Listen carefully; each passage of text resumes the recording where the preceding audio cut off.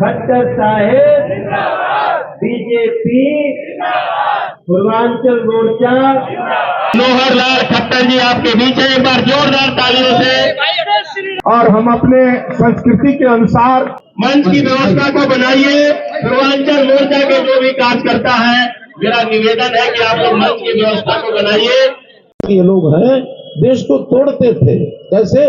North east के सारे राज्य, चाहे नागालैंड हो, त्रिपुरा हो, मणिपुर हो, मेघालय हो, असम हो, देश से अलग होने की बात करते थे।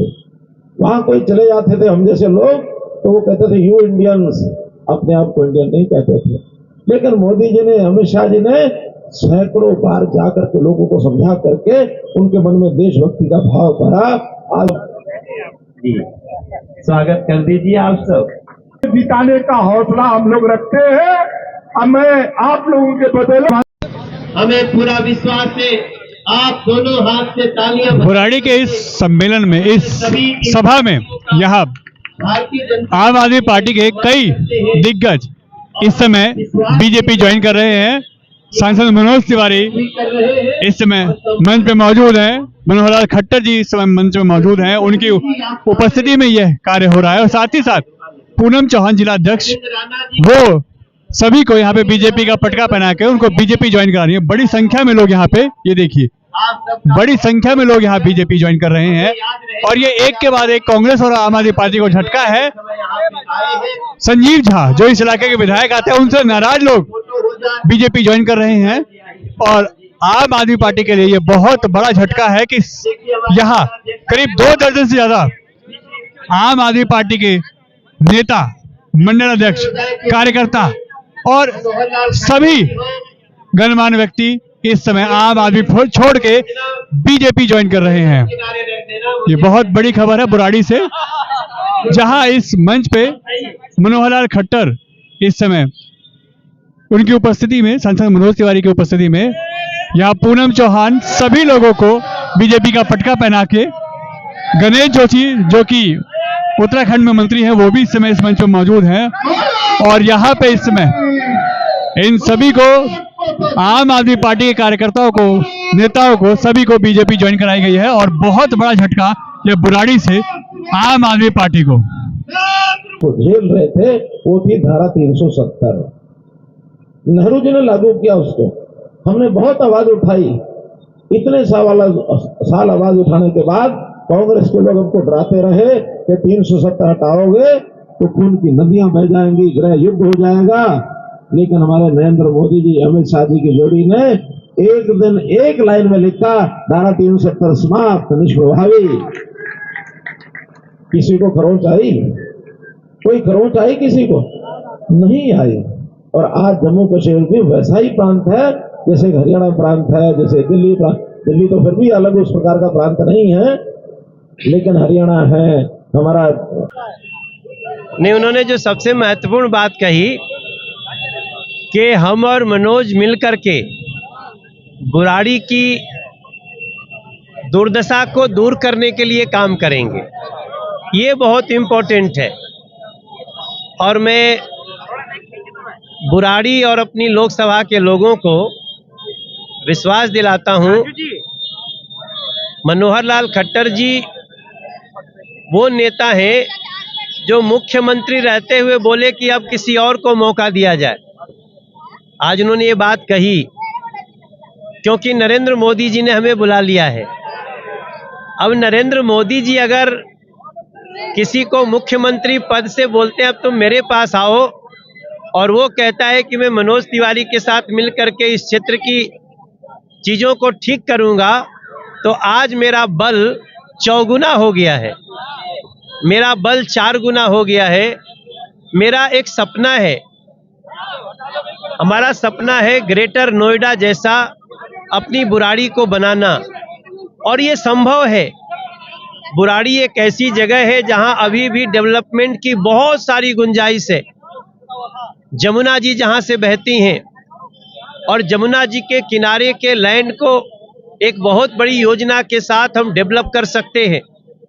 जमुना जी में हम नया बैंक बना सकते हैं, साबरमती जैसा हम बुराड़ी को बना सकते हैं। इसके लिए हमारा जो सपना है उससे 2024 और 2025 दोनों जुड़ा हुआ है। मैं सबसे प्रार्थना करता हूं कि आप 25 में नरेंद्र मोदी जी को प्रधानमंत्री बनाकर अपने भाई मनोज तिवारी को एक बार फिर से मौका दीजिए। मैं एक एक समस्या को अगले 5 साल में, अगला 5 साल हमारे लोकसभा के लिए और बुराड़ी के लिए, इसलिए आज मेरा बल और बढ़ गया, ठीक कर लूंगा, क्योंकि मुझे आज मनोहर लाल खट्टर जी ने जिस तरह से बात किया वो हमारे लिए बहुत अनुपम है। देखिए, बुराड़ी के लिए हमारा विजन पहले से भी, हम चाहते थे बुराड़ी को मेट्रो से कनेक्ट किया जाए। आज बुराड़ी के बाहर से मेट्रो आ गई, लेकिन अगला विजन है हमारा, जिस 100 फुटे रोड पे है ना, मुझे यहां से मेट्रो ले जानी है और मैं इसको करके रहूंगा। 100 फुटे रोड को आज तो एक सीवर डालने के लिए न जाने कितनी तकलीफें दे दिए हैं लोग, लेकिन मैं इसी 100 फुटे रोड को, सीवर की व्यवस्था का मैं समर्थक हूं, लेकिन सीवर का काम केवल खोद के छोड़ देना ये ठीक नहीं है। ये दिल्ली के मुख्यमंत्री लेवल से कुछ बड़ी गड़बड़ी है। इन गड़बड़ियों को, हमें गड़बड़ी करने वालों को हटाना है और मैं अगले 5 साल में आपको 100 फुट्टा रोड से पुस्ता तक मेट्रो दे दूंगा, तभी मैं चैन से बैठूंगा। ये हमारा वादा है। केंद्रीय विद्यालय तो हो चुका है, बस वो जमीन बहुत गहरी थी, वो आप भी देखेंगे कि उसको हम भरने में कामयाब हो गए हैं। थोड़ा सा 2-3 महीना और लगेगा और उस जमीन को थोड़ा बैठाएंगे।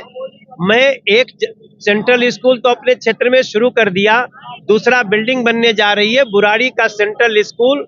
उसको बनाने में मैं गलत नहीं बोलूंगा, कम से कम 3 साल का समय लगेगा, जब मैं बुराड़ी को सेंट्रल स्कूल दे दूंगा। लड़ाई अरविंद केजरीवाल की भ्रष्टाचारी मानसिकता से है और हमें पता है कि आम आदमी पार्टी का हर कार्यकर्ता आज दुखी है। बुराड़ी को ग्रेटर नोएडा जैसा बनाना हमारा सपना है और वो सपना मात्र 5 साल के अंदर पूरा होगा। कि लोग बीजेपी पे विश्वास कर रहे हैं, अब जो लोग आज आरोप प्रत्यारोप करते हैं उनको अपने 10 साल के लोकल गवर्नमेंट के शासन का बताना चाहिए। साजिशें करते हैं, मगर मैं अभी उनमें उलझना नहीं चाहता हूं। ये देश का चुनाव है, देश के प्रधानमंत्री का चुनाव है, इसको गली का चुनाव बना करके कुछ लोग उलझाने की कोशिश करेंगे। पहले देश को सुरक्षित करते हैं, फिर दिल्ली को सजाना, ये मनोज तिवारी का सपना पूरा। पे आज तक जो 3-4 महीनों से अभी तक सोल्व नहीं हुई है और पानी जो पानी नहीं आ रहा है यहाँ पे तोमर कॉलोनी में, और यहाँ पे लोग बाग इतने परेशान हो रहे हैं, कैसे कैसे पानी का बुरा हाल कर रखा है। और दूसरी बात कि जो बच्चे स्कूल जाते हैं, स्कूल जाने के लिए कम से 2 घंटे 3 घंटे पेरेंट्स वहाँ कहते हैं कि आप 1 मिनट में आपकी बात लेता हूँ। देखो, ये आपका नाम क्या है? सुरेंद्र शर्मा। ये सुरेंद्र शर्मा जी हैं। मैं बहुत विनम्रता से पूछना चाहता हूँ कि क्या पानी की व्यवस्था सांसद को ही करनी है? क्या ये जो ट्रैफिक में ये सड़क बहुत अच्छी चल रही थी, अचानक से खोद खाद के छोड़ दिए हैं सब। अभी मैं, और ये इसलिए किए हैं कि चुनाव में डिस्टरबेंस रहे ताकि लोगों को गुस्सा आए। आप समझ सकते हैं इस तरह की साजिशों को, लेकिन कोई बात नहीं, अगला इस 5 साल